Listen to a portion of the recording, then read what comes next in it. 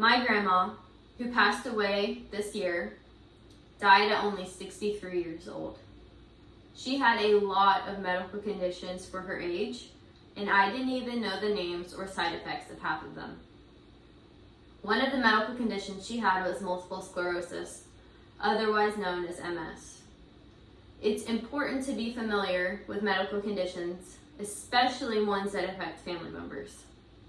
MS had a great impact on my grandma and my family, and this information could be beneficial to those who have someone they know who is suffering from it. The National MS Society defines MS as a disease that impacts the brain and the spinal cord.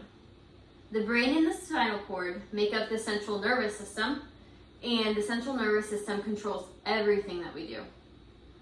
While the exact cause of MS is unknown, it is known that something triggers the immune system to attack its own brain and spinal cord. With MS, there is damage to the myelin sheath, and that disrupts signals to and from the brain. Shown in this picture is a healthy myelin sheath, and this is one that is affected by MS.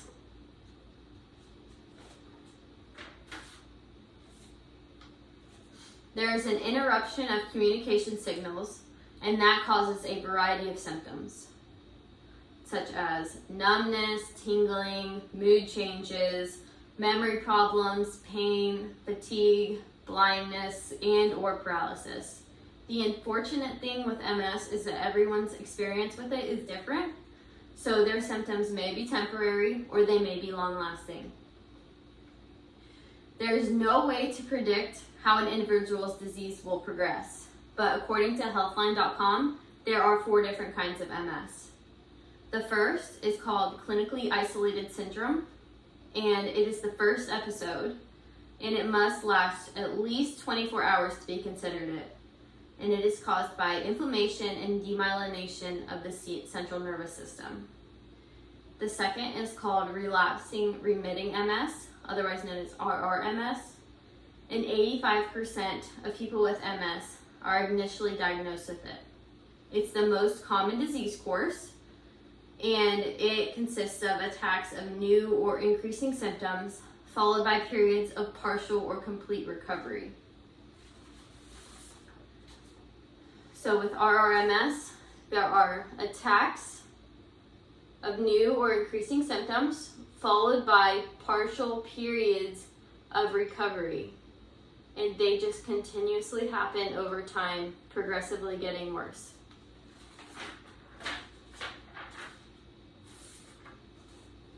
The third kind is called secondary progressive MS, and people are diagnosed with RRMS will eventually transition to this one.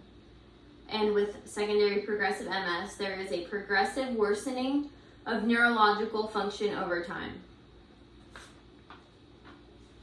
The final one is called primary progressive MS, and it is known as worsening of neurological function from the very beginning of symptoms. There's no relapse, no remission, just continuously getting worse, and 15% of people are diagnosed with it. There is no cure for MS, but there are more than 12 disease-modifying therapies approved by the FDA to treat all types of MS. According to the Mayo Clinic, each drug has indication from the FDA for the type of MS that it can be used to treat. There are currently more treatments available for relapsing forms of MS than progressive forms. Now, there is no way of truly knowing who is susceptible to MS, but it is known that it is not contagious and it is not directly inherited. Most people that are diagnosed range from 20 to 50 years old in age, but it can occur in younger children and/or older adults. MS is known to be 3 times more common in women than in men, and that suggests that hormones may play a role in determining susceptibility to MS.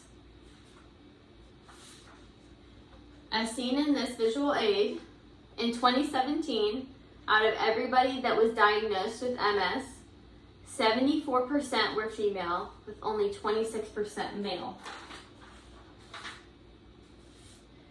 MS occurs in all ethnic groups, but it is most common in Caucasians of Northern European descent.